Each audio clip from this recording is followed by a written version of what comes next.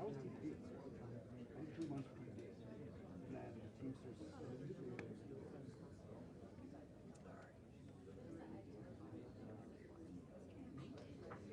Come talk to my pilots. Bump up these numbers.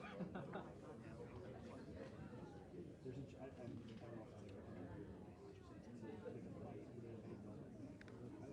yeah.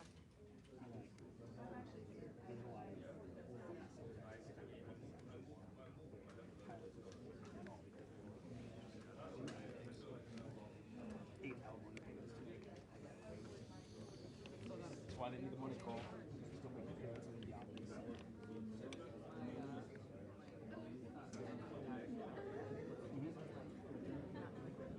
Yeah,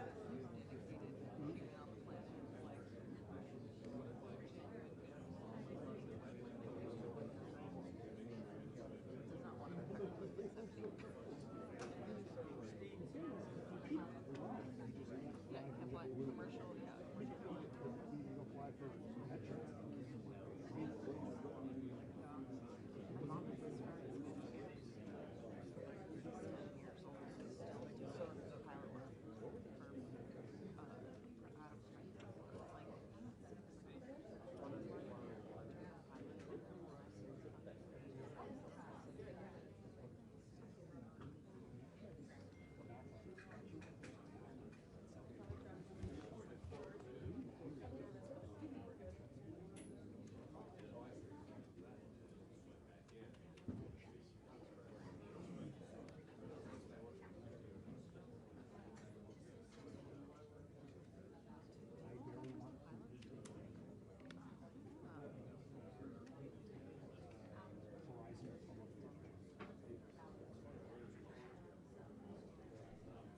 Freight flights too.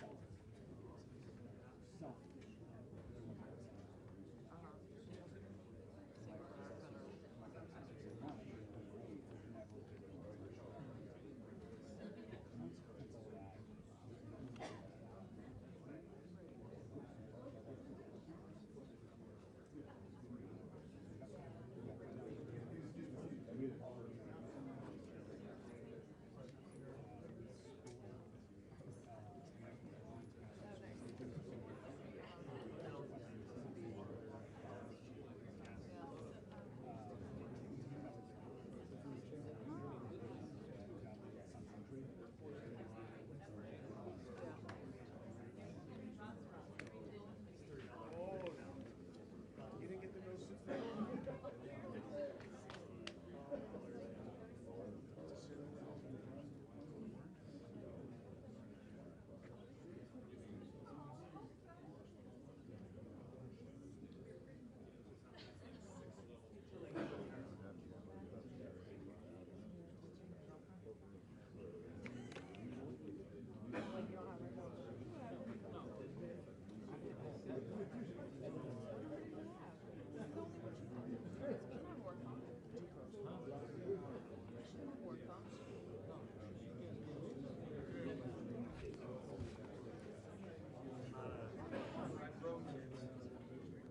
Maybe you have the office one, 301.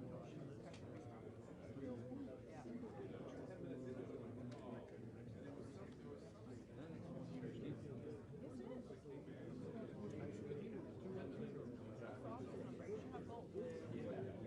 Office and mobile.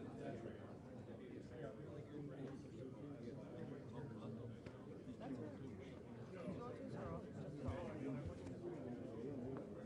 What number I got? Yeah, I don't use my work phone. I don't like to do this.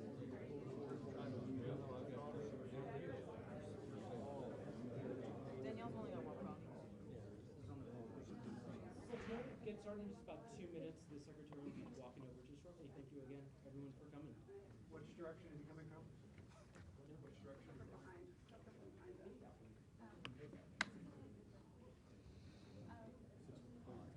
only get one shot, you don't screw it up.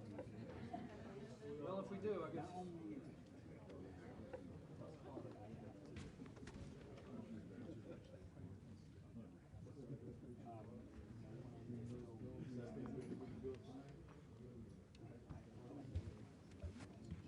They're gonna come, what they're gonna do is they're gonna come, see where the two white flags are, they'll be coming between them. How many principals? Pardon? And I think those, and somebody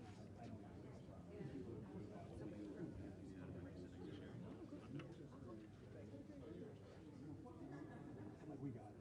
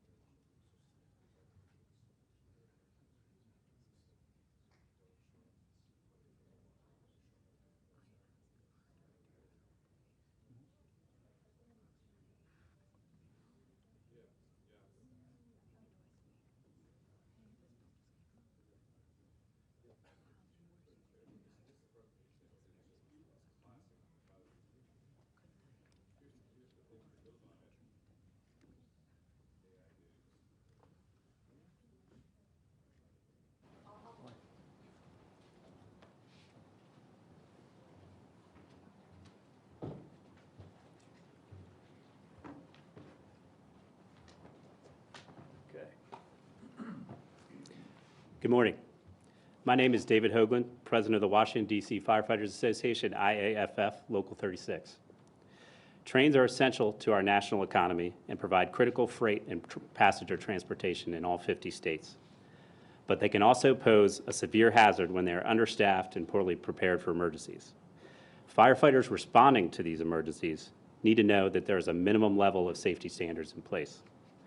We applaud the U.S. Department of Transportation for its focus on improving rail safety since the major train derailment in East Palestine, Ohio last year. The need for strong safety standards continues. More than 1,500 derailments have occurred since the East Palestine incident, and several of them involved hazardous materials. One of the fundamental safety issues we are proud to support is the Department of Transportation's requirement for trains to have two-person crews. Requiring at least 2 crew members per train is a critical safety feature that protects the train's occupants, firefighters, and the community in which the train travels. As first responders, we train to respond to rail emergencies, but we rely on fully staffed rail crews to assist us. Rail emergencies may occur in remote areas, and these crew members are the first line of defense until we arrive. Trained crew members may only have a few minutes or even seconds to make important decisions, like cutting a train to create a pathway for first responders. When train lengths are approaching 3 miles, relying on just one single crew member is a recipe for disaster. Even once fire and EMS personnel are on scene, we rely on train crews to provide critical cargo information or to identify mechanical issues. We commend the Department of Transportation for recognizing that trains must be fully staffed, even when positive train control is in use. This technology is not perfect and cannot replace 2 trained humans. We applaud Secretary Buttigieg for his leadership in affirming the importance of crew size and rail safety in general. Our nation's firefighters, railroads, and communities will be safer because of this rule. Since being sworn in, Secretary Buttigieg has focused the department on 5 goals: safety, jobs, equity, climate, and innovation. Secretary Buttigieg has also focused on other major initiatives, such as developing a comprehensive national roadway safety strategy, delivering COVID-19 relief funds, and awarding over $9.5 billion in discretionary funding to enhance more than 800 transportation projects nationwide. I am honored to introduce Secretary Pete Buttigieg and share the podium with a staunch advocate for protecting firefighters and safeguarding communities.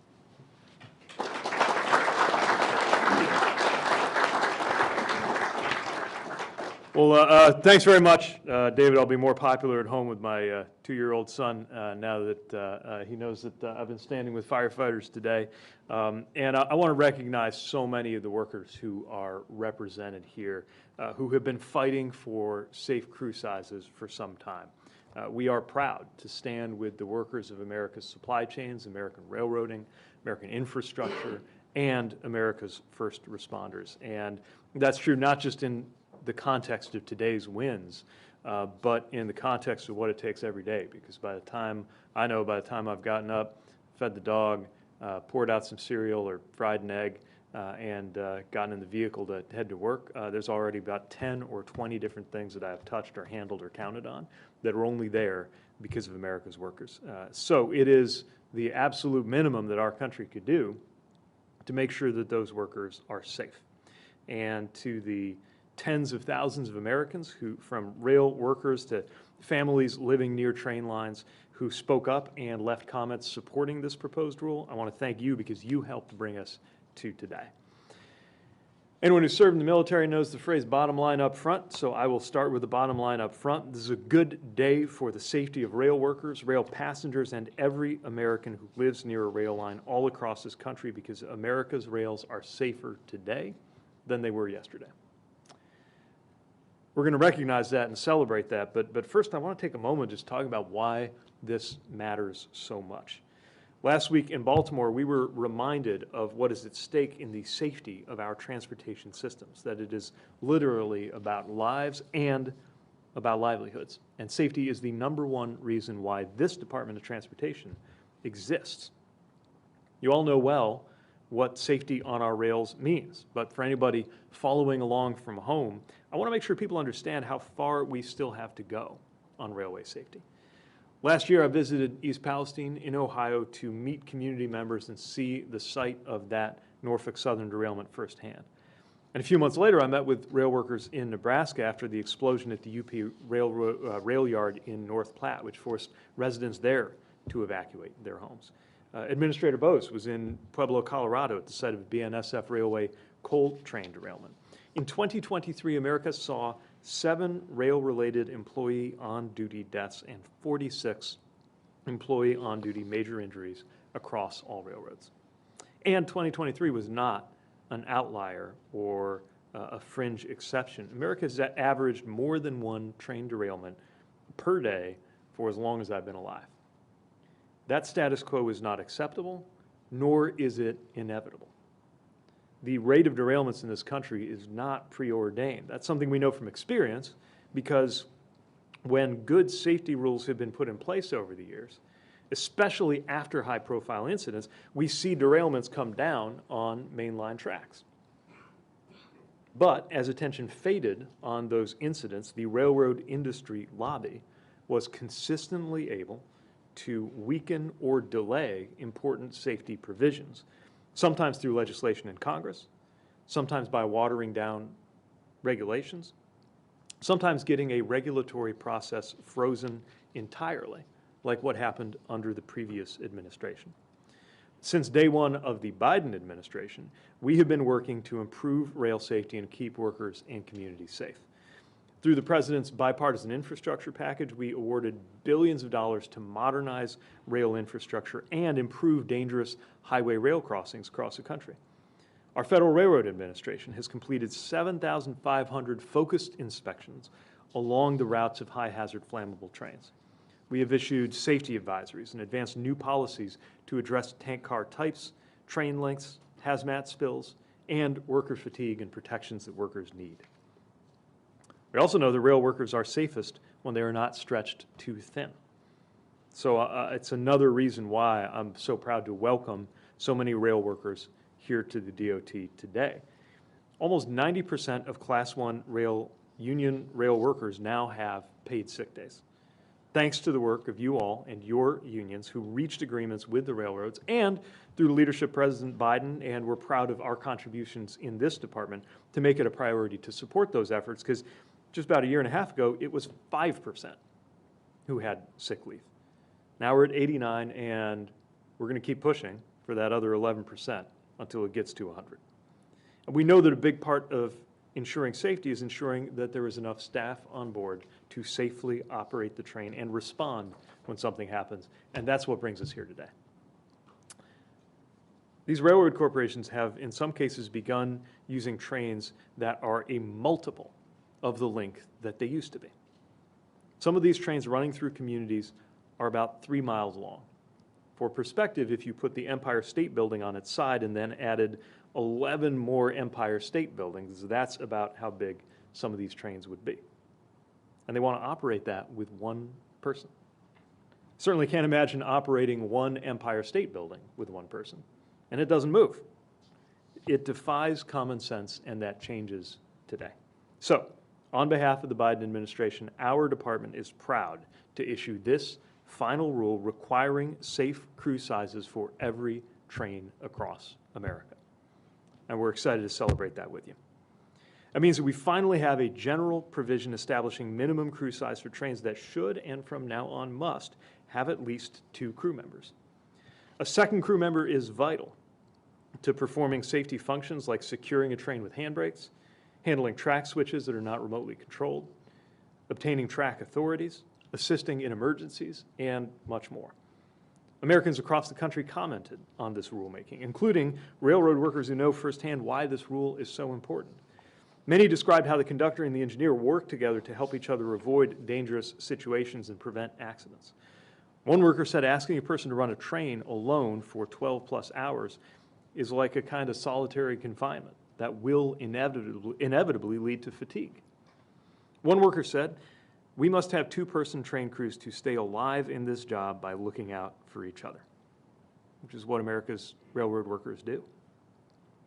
And workers described how when a train is blocking a road, which is a huge headache that we hear about again and again in communities, having a second crew member can also be helpful toward clearing that issue and moving more quickly, or even where necessary, cutting the train to unblock a crossing.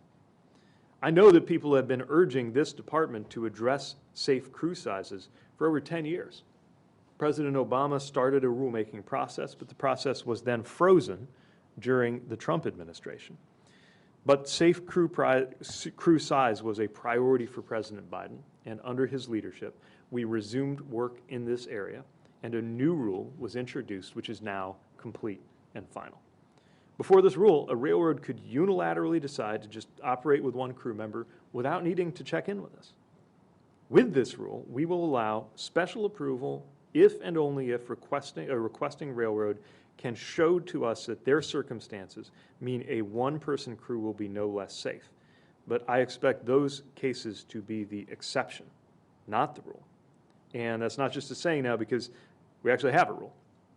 Communities and workers will have the opportunity to weigh in. Communities and workers will have the opportunity to weigh in before there is any determination from the FRA.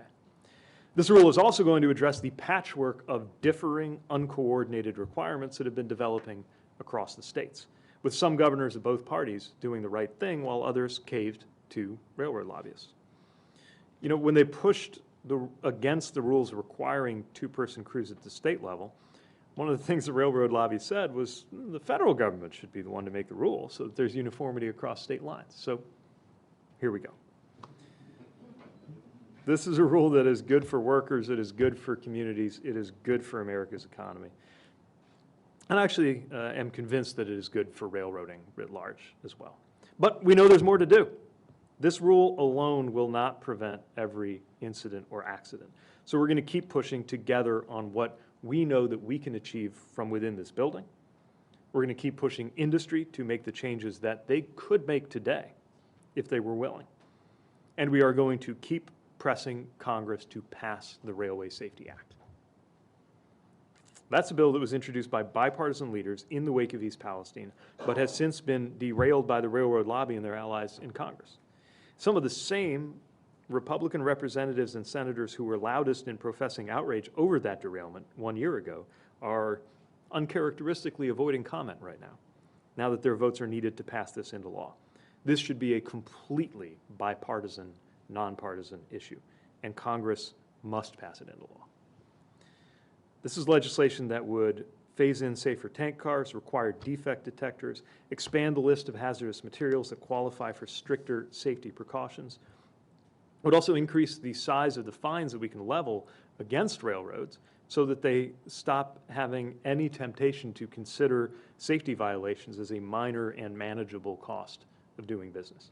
So to everybody in Congress and the railroad industry, we invite you to join us in supporting the Railway Safety Act, and we invite you to join us in celebration of the rule that we are finalizing today.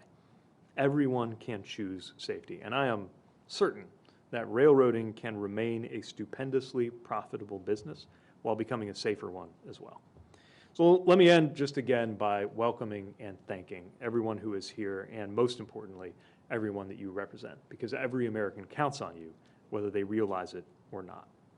And I want to thank you for your participation in this process, because we got over 13,000 comments on this rule, so many of them informed by your day-to-day experience. And by the way, about 99% of the individuals who commented on this rule were in favor of it. It is a good day when the voices of working people win the day. And I'll say it happens on a lot more days in the Biden-Harris administration. But it's still a really special thing to be able to celebrate today. You all changed the rules of the game today, and your fellow workers and fellow Americans are going to be safer because of it. So thank you again. And with that, I have the honor of turning it over to our Federal Rail Administrator, whose team at FRA, along with so many in the Office of the Secretary and throughout this building, have done so much to partner with voices across the sector, to never let this go, and to move sometimes administrative and bureaucratic mountains to make sure that common sense is the law of the land. So with great appreciation, let me turn it over to America's Federal Rail Administrator, Amit Bose.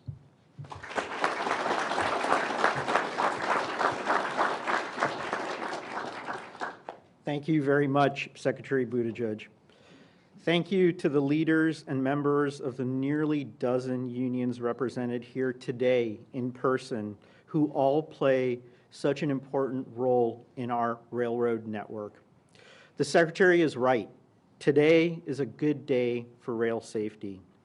As a federal regulator, rail safety has long been FRA's top priority. Still, the reality is this is a moment that demands more of us.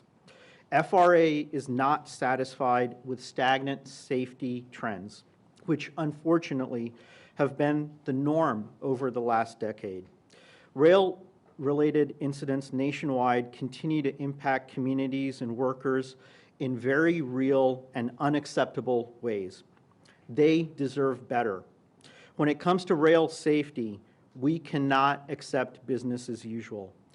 FRA has and will continue to act to make rail safer, and today's announcement is further evidence safety is very much front and center in our minds. Establishing minimum safety requirements for the size of train crews and generally requiring and emphasizing the importance and necessity of a second crew member on trains is a big step forward to enhance rail safety across the industry. As the Secretary pointed out, before this rule, railroads could run one-person crew operations without performing a rigorous risk assessment, mitigating known risks, or even notifying FRA. We are closing that loophole and putting in place a rigorous federal oversight process to empower communities and railroad workers to make their voices heard during FRA's decision-making process on whether to grant special approval for one-person train crew operations. The public's participation is warranted because any reduction of crew staffing from a two-person train crew could raise numerous general and operational safety concerns in communities across America. Today's final rule acknowledges the important role both crew members play in the safe operations of trains. And it comes at a time when the latest annual data reflects some troubling trends that demonstrate the need to improve rail safety. The American public and rail workers deserve and expect common sense safety measures like this rule, and they made their voices heard on this topic. As you heard, FRA received more than 13,000 comments on this rulemaking, and only about 60 of those comments opposed the proposed rule. Today's announcement builds on several actions FRA has taken to raise rail safety standards and protect rail workers and communities. Under the Biden administration, FRA has utilized the full range of our authorities using various tools to draw attention to safety concerns. For instance, FRA has undertaken new focused efforts like those examining the safety cultures of Class I railroads, as well as high hazardous flammable train routes across the country.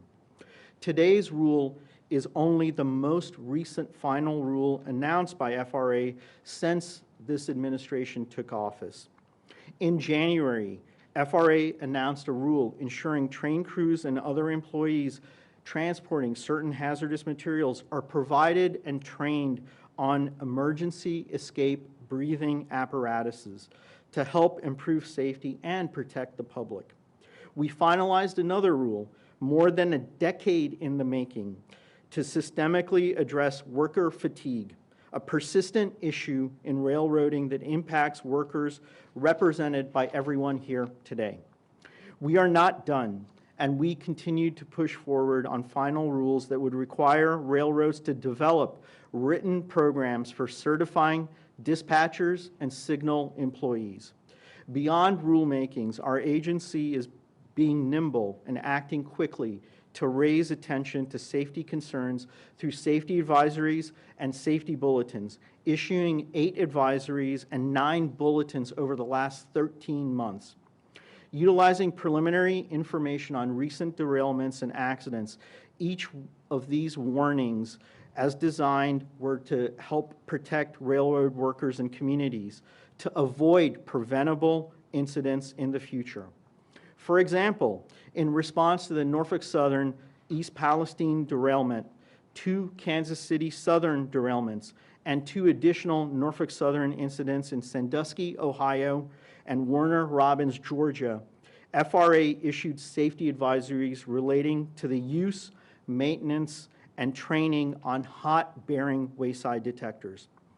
FRA has encouraged railroads to review and update rules intended to protect roadway workers, raising concerns about incidents in recent years resulting in 2 roadway workers losing their lives. We have also expressed concerns relating to train makeup, using information from 6 separate events, including Norfolk Southern derailments in Springfield, Ohio, and Albers, Illinois, Union Pacific derailments in Hampton, Iowa, Sibley, Iowa, and Rupert, Idaho, and a Kansas City Southern derailment in Garvette, Arkansas. FRA is using funding from the President's bipartisan infrastructure law to make freight rail safer. That includes 70 projects we funded through the CRISI Grants Program and another 63 through the Railroad Crossing Elimination Program. Both of those announcements were last year. Just last week, we announced the availability of more than $2.4 billion in the next round of CRISI funding to invest in even more projects around the country. FRA is not going to stop. We're going to keep continuing to take actions. We're going to invest in modern, safe infrastructure, and we are going to keep doing right by Americans living near, working on, and traveling along rail lines by supporting rail safety. Today is a huge and important step forward in this effort. Thank you.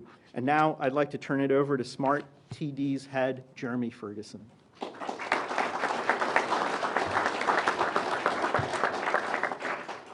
Good morning, everyone. Thank you for this opportunity, Mr. Secretary, to speak here today and for what we've been presented. This is a monumental day. As president of the Smart Transportation Division, the largest rail union representing conductors and engineers, it is a very monumental day that codifies 2-person crews on every freight train that we have operating out there. I want to thank the Biden administration. I want to thank President Biden, first of all, right?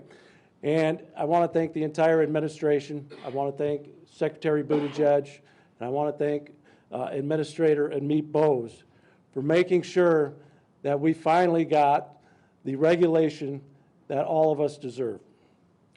This is very important for safety, but not just for our safety. When I talk safety, I talk about the safety of our communities that we operate through. I talk about the safety of our first responders, including our firefighters that are here with us today. I talk about the professional men and women that are operating the train. And more importantly, we also talk about all the other crafts that are out here on the railroad with us that depend on us to keep them safe while they go about their day-to-day task. For well over a decade, we have watched the debates. We've listened to the debates with frustration about whether we should or should not have 2-person crew regulation or legislation. Well, today, this administration has shown that it has delivered common sense regulation that ensures everybody's safety is put first and foremost in a common sense manner ahead of all other issues. I could go on about the never-ending safety values that we provide as professional railroaders, but our Secretary Buttigieg has done a great job today outlining all our tasks that we as engineers and conductors do day to day. And I'm going to have to see if I can get him signed up to pay some union dues if he's this much of an expert. I really appreciate that. But as I was saying, we are professional railroaders. We are proud of what we do day in and day out. We are proud of our craft expertise that we bring to the table. We are glad that we have been recognized for that expertise, but most importantly, We are so very happy, thrilled, ecstatic that that expertise is now put forth in the form of a regulation codifying our expertise as required to safely operate freight trains. So on behalf of all of us as Smart Transportation Division members, I thank you for letting us be a part of this commitment to safety in this monumental day. Thank you.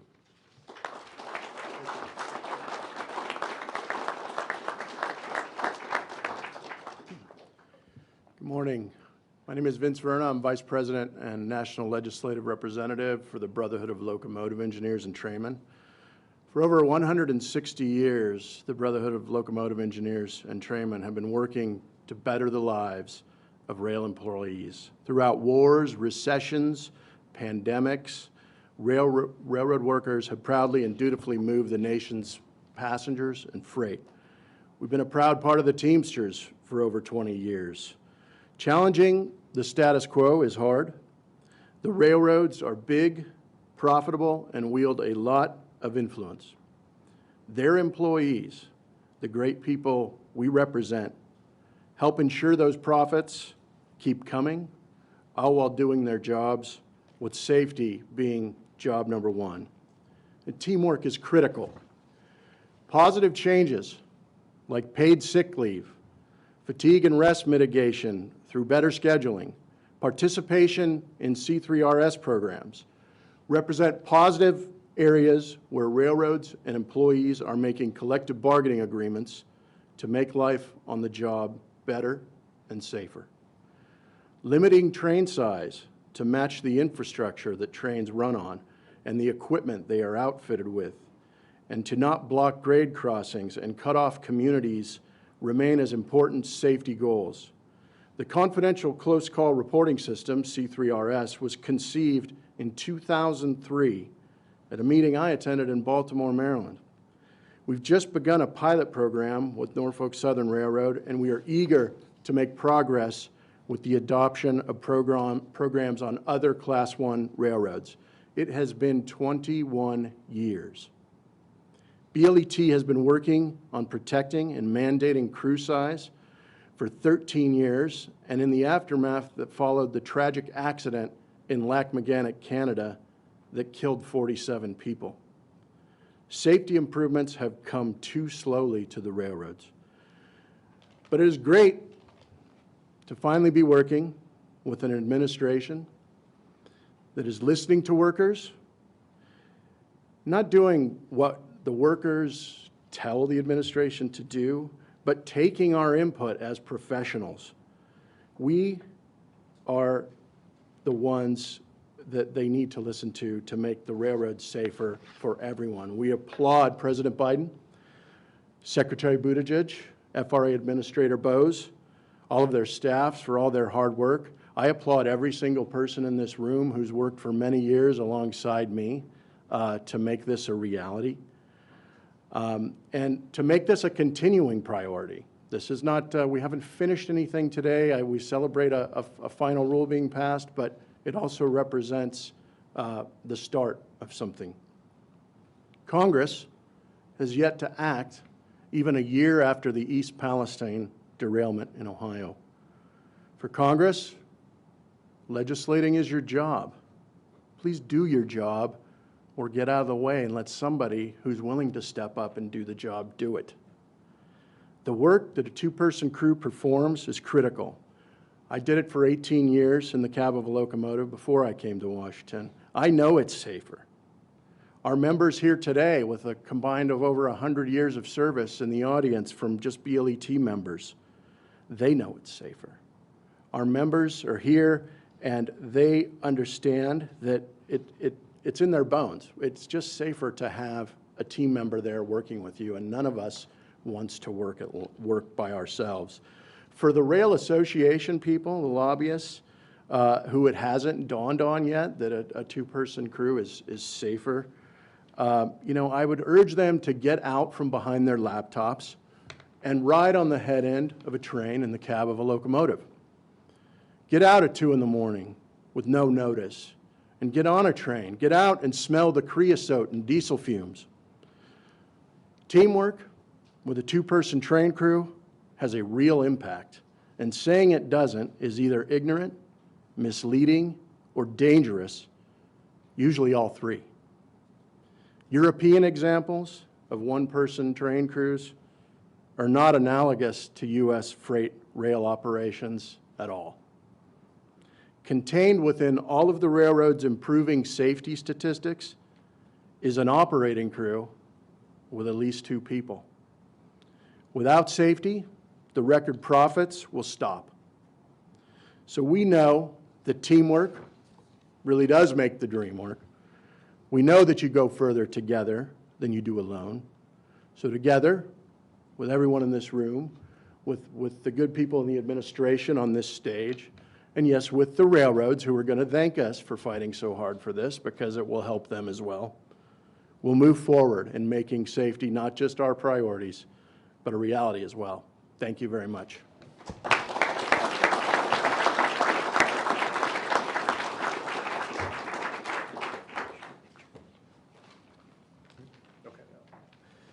Let me just close by again expressing my appreciation to everybody who's not just been part of this program, but part of this process. We're really proud of this work, and we know there is more work to do. Just to wrap up, a couple of final points. I've said it, but it bears repeating. We need Congress to pass the Railway Safety Act. It would give us the targeted authorities we need to keep Americans safe. It would hold industry to a higher standard, and it would save lives. We need Congress to pass it. And 2, we're going to keep doing everything we can on our own. Anything that doesn't require an act of Congress, we're going to remain hard at work on getting done. Today's rule is a big deal, and it builds up a head of steam for the other safety improvements we're going to push towards together. So thank you all for your leadership, and congratulations. This is your day, and we're proud to stand with you to get this done. Thanks very much.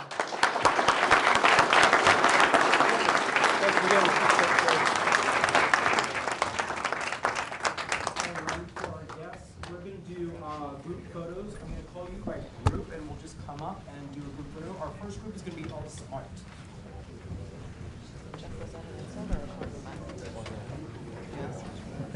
All smart, get ready. All smart. Mr. TD and Emmy. Oh, yes.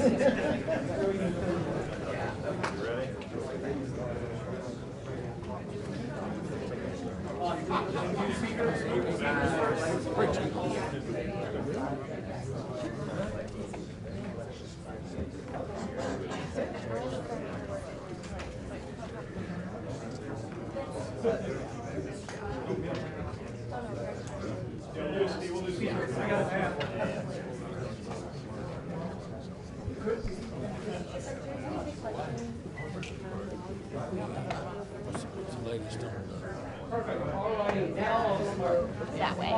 Folks for me. Right. Yeah.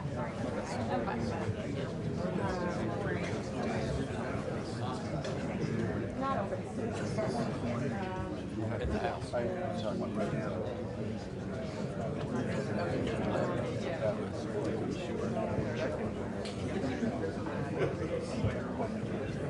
Rerun the outline. We're rocking on.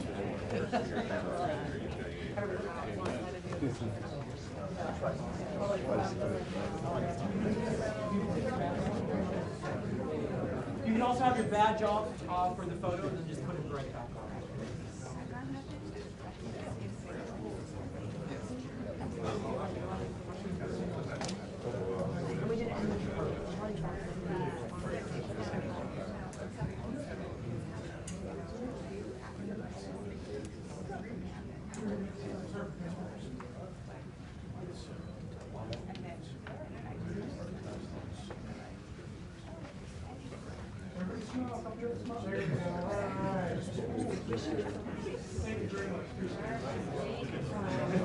BLET. Come on up.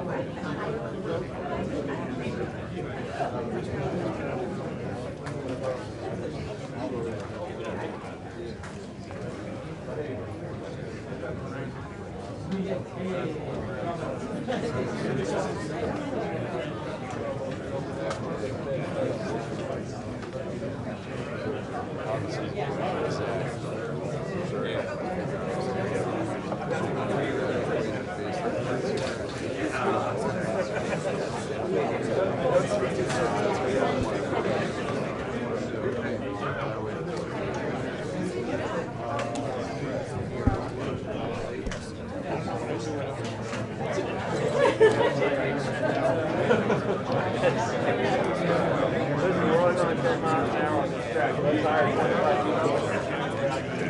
understand where you're coming from. See, you get that one higher.